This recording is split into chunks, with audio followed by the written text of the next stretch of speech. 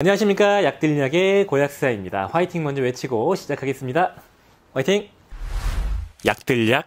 자, 오늘 영상은 신장에 직접적인 독성이 있는 그 보충제, 영양제 성분을 말씀을 드릴까 합니다. 제가 예전에도 신독성이 있는 신장을 망가뜨리는 영양제 해가지고 쭉 말씀드린 게 있는데 조금 업데이트된 내용이 있어서 다시 한번 다뤄봤고요. 총 8가지의 보충제 성분을 준비했는데요. 이 보충제 성분들은 먼저 말씀드리는 거일수록 부작용이 심하다라고 보시면 되겠습니다. 첫 번째 말씀드릴 게 가장 독성이 심하다 이렇게 보시면 되는데, 내용은 미국 신장학회에서 발표된 논문을 바탕으로 제가 말씀을 드리는 겁니다. 첫 번째로 말씀드릴 보충제는 바로 게르마늄이에요. 과거 영상에서도 분명히 말씀을 드렸는데 신장을 대놓고 망가뜨릴 수 있는 보충제 성분이라고 말씀드렸습니다.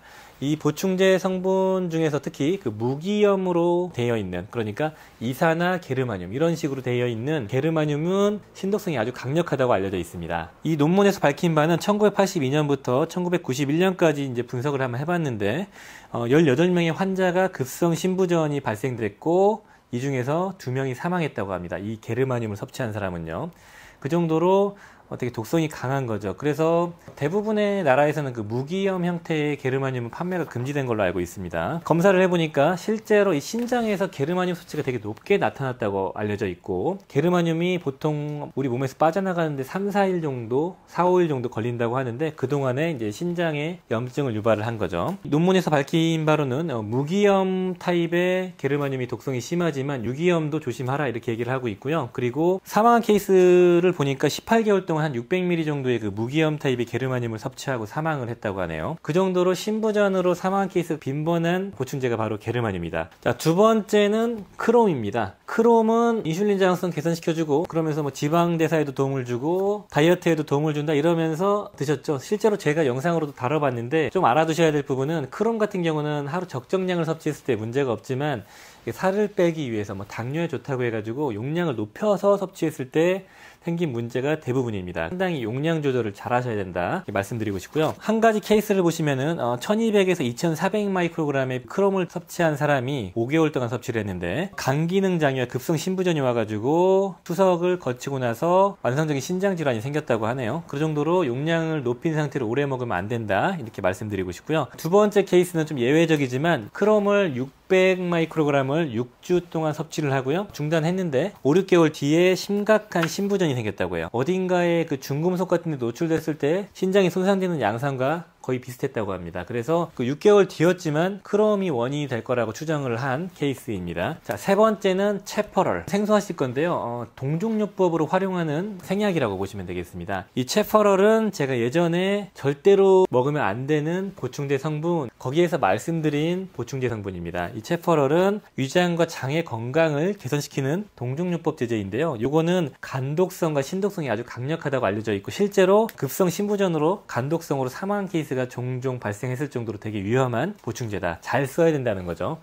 실제로 검색해보면 나오거든요. 그러니까 체퍼럴은 누가 추천하더라도 드시면 안 된다 이렇게 말씀을 드리고 싶네요. 자, 네 번째는 바로 요인빈인데요. 요인빈은 남자의 발기부전 이런데 뭐 성욕증진 이런데 활용하는 생약이죠. 전통적으로 그렇게 사용했던 건데 이 요인빈은 대부분의 나라에서 판매가 안 되기 때문에 용량이 설정이 잘 안 돼 있습니다. 그러나 뭐 일반적으로 시중에서 유통되는 용량을 섭취해도 간독성과 신독성을 보여준다고 할 정도로 안 맞게 되면은 부작용이 심하다 이렇게 보시면 되겠네요. 이 요인빈 자체가 이제 교감을 항진하기 때문에 뭐 어지럽고 막 두통 생기고 막 두근거리고 혈압이 올라가고 막 그럴 수 있죠. 이런 것만 봐도 분명히 혈관 쪽에 문제를 일으킬 수 있다 이런 걸 알 수 있거든요. 그래서 신장이 안 좋은 분들은 이런 거 드시면 안 된다. 다섯 번째는 야생 그 버드나무 껍질 추출물입니다. 요거는 뭐 잘 아시다시피 이 버드나무 껍질이라는 게 우리 아스피린 성분에 그 살리실산이 들어가 있죠. 그래서 이 버드나무 껍질 성분이 관절염 영양제 같은 데 들어가 있거든요. 그런데 아스피린 자체도 신독성과 간독성이 있기 때문에 신장 쪽에 문제를 일으킨 케이스가 몇몇 있었다 이렇게 이 논문에서 밝히고 있더라고요. 일반적으로 아스피린을 먹고 신독성이나 간독성이 발생된 케이스는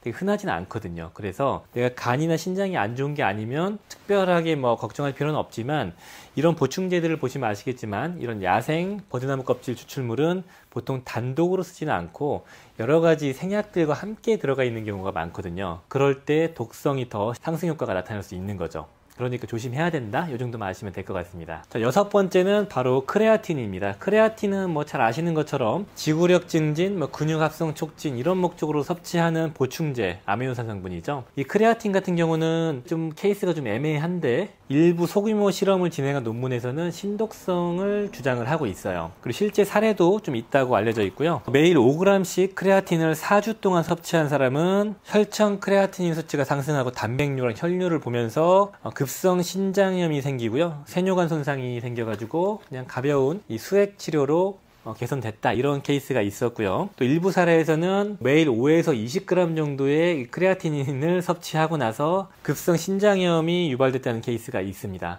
보시면 아시겠지만 크레아틴을 보통 한 5g 이상 섭취하지는 않거든요. 그러니까 적정 용량을 섭취하시면 별 문제가 없을 거고 신장이 안 좋은 분이 아니면 보통은 문제가 되지 않을 것 같지만 이런 사례도 있다. 그러니까 조심은 해야 된다. 이렇게 좀 아시면 좋을 것 같습니다. 자, 7번째는 캐치클로우라는 고양이 발톱이라는 생약인데요. 이거는 그 페루 쪽에 있는 안데스 산맥에서 자생하는 그 나무 이름입니다. 나무를 이렇게 벗겨가지고 그걸 정제해서 복용을 하는 건데 이거는 실제로 아이허브에서 판매하긴 합니다. 그런데 항염증, 항궤양 효과가 있어가지고 위나 장에 궤양이 있는 사람이나 뭐 몸에 종기가 자주 나는 사람들이 섭취하는 전통 요법의 생약인데 실제로 이거는 옥살산 함량이 되게 높아가지고 신결석을 유발할 수도 있고요. 여기에 포함되어 있는 트립톨라이드 계열의 그 성분이 실제로 신장세포의 독성을 유발한다는 기전이 나와 있습니다. 그 쥐를 실험을 했을 때 기준으로요. 어찌됐든 간에 뭐 우리가 섭취할 일은 없겠지만 혹시나 고르실 때 주의하시는 게 좋을 것 같습니다. 캐치클로우입니다. 마지막으로 8번째는 라이신입니다. 라이신은 아미노산의 한 종류이고요. 일반적으로는 큰 부작용은 없는데 뭐 2000에서 3000ml 정도로 보충제를 고용량을 섭취했을 때 문제가 발생한 케이스가 있다고 합니다. 예를 들어서 3000ml의 라이신을 매일 5년 동안 섭취한 여성 기준으로 판코니 증후군이라는 그 세뇨관의 기능성 부전이 유발되는 그 질환이 발생됐다고 해요. 그런데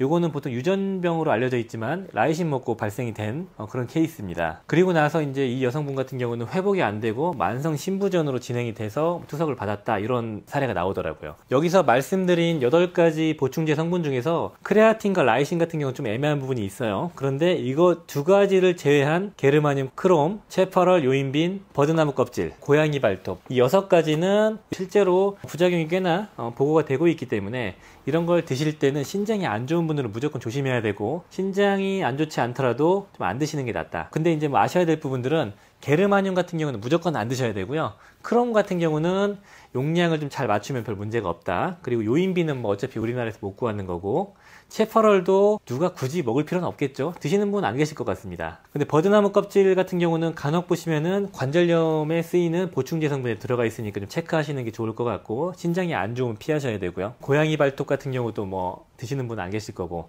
크레아틴과 라이신은 용량 조절 잘 하시면 될 것 같고요. 뭐 이 정도로 하시면 될 것 같고요. 자, 오늘 영상은 신장을 망가뜨리는 보충제 성분에 대해서 한번 알아봤습니다. 뭐 알아두시면 장기적으로 도움이 되실 것 같습니다. 도움이 되셨으면은 좋아요, 구독 부탁드리겠습니다. 감사합니다. 빠이염.